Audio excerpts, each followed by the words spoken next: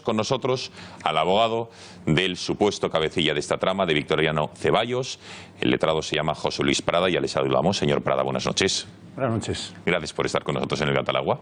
Gracias a ustedes. Entiendo yo que le iba a pedir una valoración de la sentencia, que se la voy a pedir, pero que entiendo que su sensación es de satisfacción, porque es una victoria total.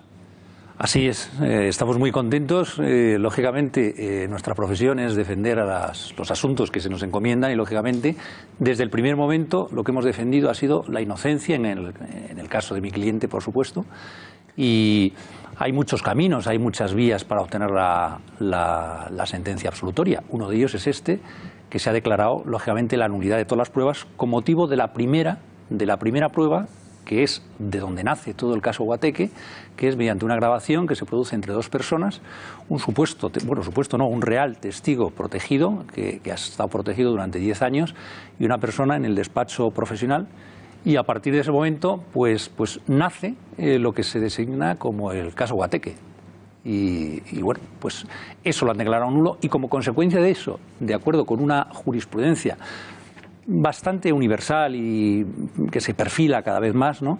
Pues se ve que todo está contaminado. Es como la teoría del árbol contaminado, donde todos los frutos que pueden salir, todo lo que procede de esa primera prueba inicial, está todo contaminado.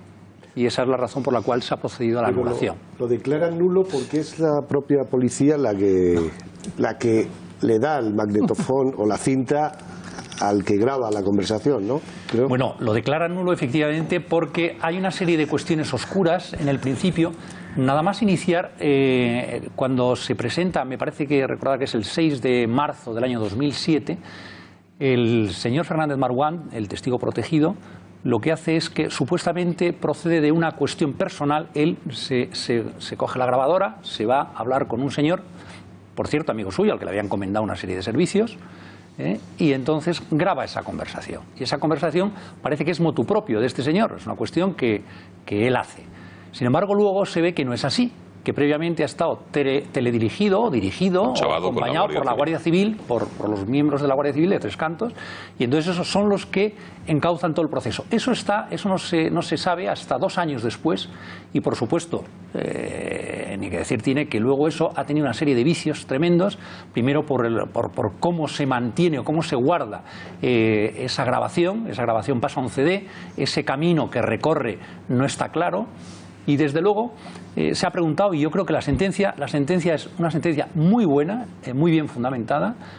Lógicamente lo hablo desde el punto de vista que a mí me favorece, pero desde luego creo que está muy bien fundamentada, y sobre todo habla de todo el camino que recorre, digamos, que esa prueba, que es un camino bastante pernicioso, y que al final, cuando el testigo protegido se le desprotege y habla con toda claridad y con toda sencillez dentro de lo que es el proceso, pues manifiesta unas cosas que no conocíamos, como es que había sido llevado por la Guardia Civil, que la grabación esa ni sabe dónde está, ni se conoce dónde puede estar, que se ha pasado a un CD, que ese CD no lo reconoce, que en sus propias manifestaciones no se ve él.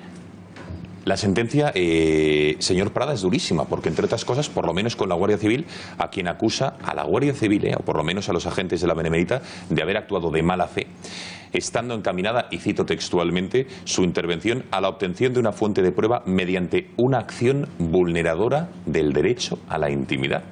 Esto es brutal. Bueno, mala fe y ir contra vulnerar el derecho a la intimidad. Bueno, vamos a ver, es que así se produce la situación. Es decir, lo que se produce es que a este señor, al testigo protegido, se le da la grabadora y se le dice: oye, tienes que intentar por todos los medios de que ahí salga pues la posible comisión de un delito.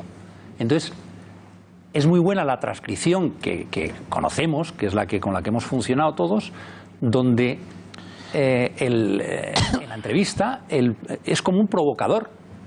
Es decir, que el propio testigo protegido le voy a decir: bueno, ¿y estos señores cuánto cobran? ¿Y siempre es así o solamente por adelantar?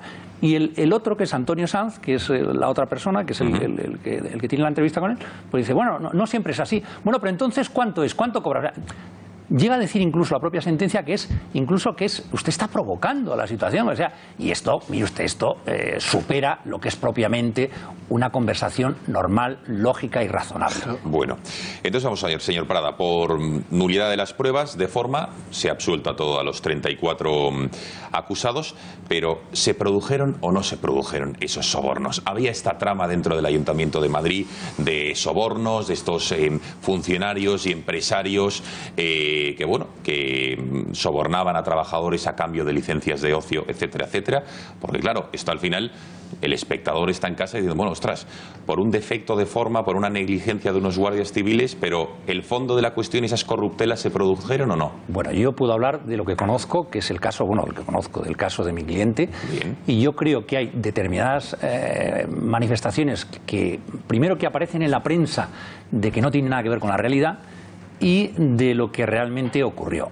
Lo que realmente ocurrió y por los delitos de los cuales acaba imputándose a mi cliente, evidentemente yo he defendido la libre absolución y la inocencia, porque si vamos analizando actitud por actitud o todo aquello de lo cual el Ministerio Fiscal se ha dedicado a acusar, en muchos casos entiendo que sin la suficiente prueba, estamos ante un proceso, y un proceso penal necesita una serie de garantías. Y esas garantías hay que cubrirlas, sí o sí, porque llevamos ya muchos años y siglos sobre el derecho a la presunción de inocencia, al indubio pro reo, etcétera, etcétera, etcétera. Entonces yo creo que esas cosas se han saltado por encima.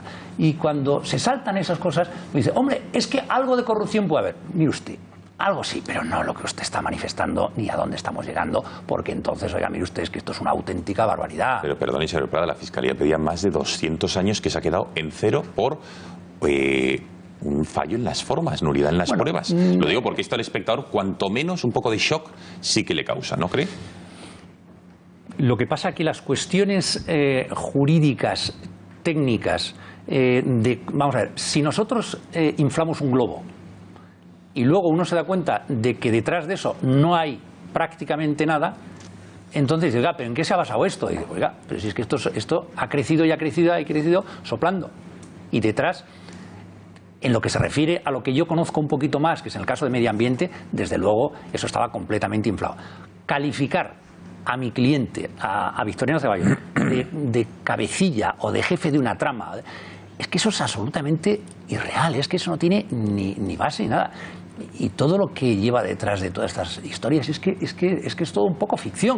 Pero sabe que la Fiscalía de Madrid va a recurrir la sentencia. Es lógico. Faltaría más. Hombre, no pasó un golpe el filtro muy fuerte, de la Fiscalía. ¿no?